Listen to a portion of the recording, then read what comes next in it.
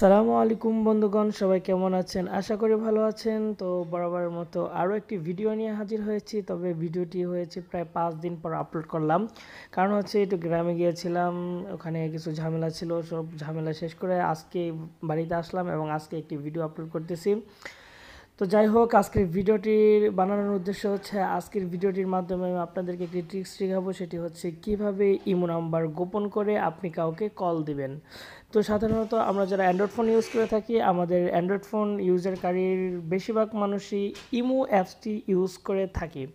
তো সেক্ষেত্রে দেখা গেছে আমরা যখন ইমোটি ওপেন করি, সেক্ষেত্রে আমাদের ইমোতে অনেক নাম্বারগুলো চলে আসে।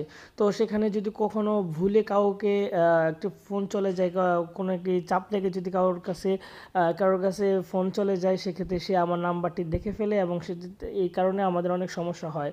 তো এমনকি আমরা চাই না কাউকে কল দেওয়ার সময় যে আমার নাম্বারটি কেউ জানতে পারুক।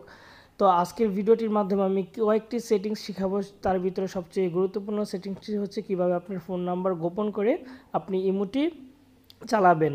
তো এর জন্য পুরো ভিডিওটি আপনাকে ভালো করে দেখতে হবে, স্কিপ করলে আপনি হয়তো বুঝবেন না। এর জন্য আমি বলবো পুরো ভিডিওটি ভালো করে দেখুন এবং এখনও যারা আপনাদের প্রিয় চ্যানেল অ্যান্ড্রয়েড ইউটিউব বাংলা চ্যানেলটি সাবস্ক্রাইব করেনি, এখনই সাবস্ক্রাইব করে ফেলুন এবং পাশে থাকা বেল আইকনটিতে একটি ক্লিক করে দিন। তো চলুন শুরু করা যাক আজকের ভিডিওটি।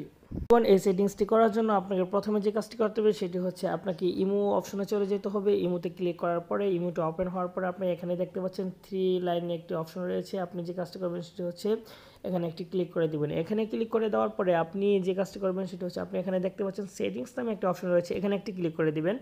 এখানে ক্লিক করে দেওয়ার পরে আপনার মোবাইলে এমন একটা ইন্টারফেস শো করবে। আপনি যে কাজটি করবেন সেটি হচ্ছে আপনি একটু স্ক্রল ডাউন করে নিচে চলে আসবেন। নিচে চলে যাওয়ার পর আপনি এখানে দেখতে পাচ্ছেন প্রাইভেসি নামে একটা অপশন রয়েছে।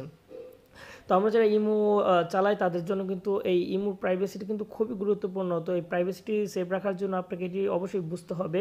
তো যাই হোক, আজকে আমি এই প্রাইভেসির কিছু সেটিংস আপনাদেরকে আমি দেখাই দেব। তো চলুন, প্রথমে যে কাজটি আপনি দেখতে পাচ্ছেন এখানে লেখা আছে লাস্ট সিন নামে একটা অপশন রয়েছে। লাস্ট সিন অপশনটি হচ্ছে আমরা যারা ইমো ওপেন করার পর ইমো থেকে চলে যাই, সেক্ষেত্রে আমরা আমাদের ফ্রেন্ড সার্কেল যারা ইমোতে ঢুকে দেখে যে আমি কখন বের হয়ে গেছি, তো এটা যে দেখতে পাই, এটার কারণ হচ্ছে আপনি যখন মাই কন্ট্যাক্টস নামে এই অপশনটিতে ক্লিক করে দিবেন, আপনার কন্ট্যাক্ট নাম্বার যাদের কাছে থাকবে সেই দেখতে পাবে যে আপনি কখন বের হয়ে গেছেন।